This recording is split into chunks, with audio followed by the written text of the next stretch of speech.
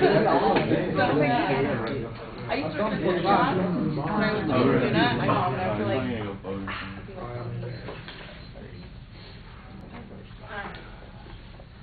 For those of you that haven't been given a quote to read today, this is a warning.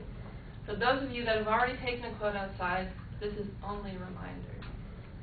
I looked at these quotes, and I was trying in my mind in that 5 minutes that we have out there to come up with something with what I was given. And I looked, and really, no, nothing. I could, spend hours doing it and still not come up with anything. So today I will talk about why I think these quotes are slightly ridiculous and kind of impossible to come up with something. First, I will say that some of these involve too much deep thought to be able to come up with something spur of the moment. Second, I would like to bring a quote that I found while trying to prepare that Kurt Vonnegut, one of my favorite writers, once said about impromptu speeches. And third, I don't know if there's going to be a third, so we'll just go with the two and see what happens. First of all, the deep thought in these.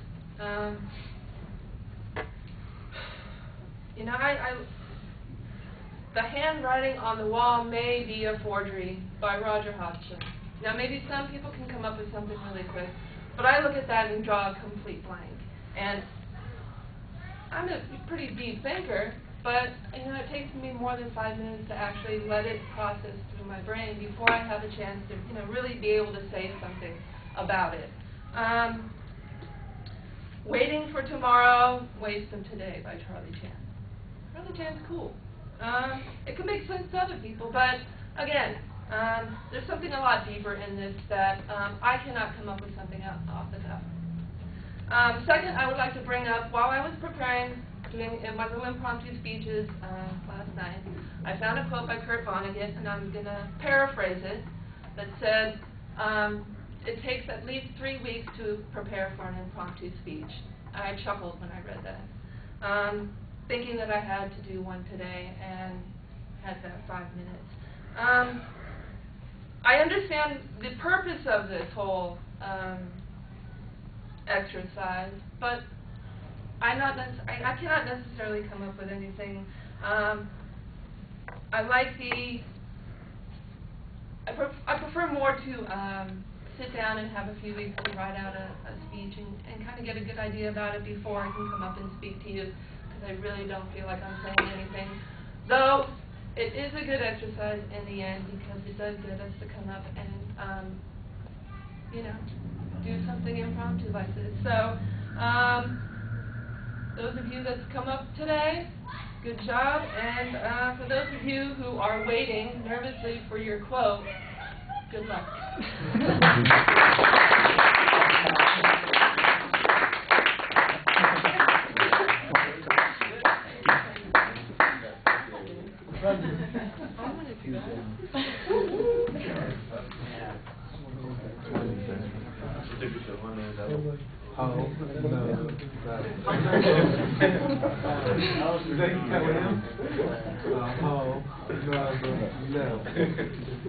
Don't worry, I'll wait.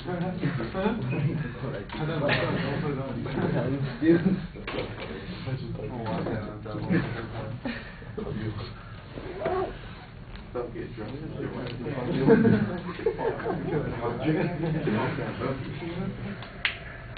I just don't worry about it. I'll do that. About that, because everybody you want to do that.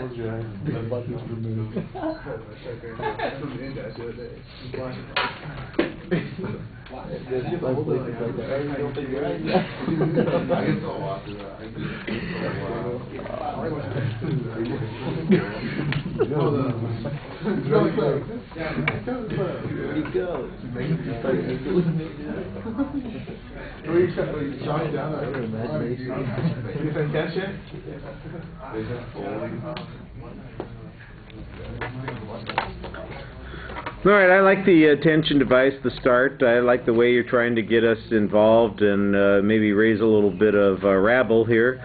The quotes, I don't know that they are particularly intimidating, but you have a thesis statement that you're talking about, and that's okay. It's pretty clear what your point of view is. You set up a little bit of a structure, although you're a little hesitant to commit to 3 points. That's okay. If you've got only 2, you don't need to have 3, as long as the 2 that you have are pretty well developed. Given the nature of the speech that you gave, it seemed like you found some content to talk about, and I'm not sure that it would be that hard to adapt it to one of the topics that you've got. You also leave out the fact that you did have a choice about what kind of speech that you're going to give, and that you did have 3 weeks to get ready for impromptu speeches. That's what we've been spending the last 2 weeks doing.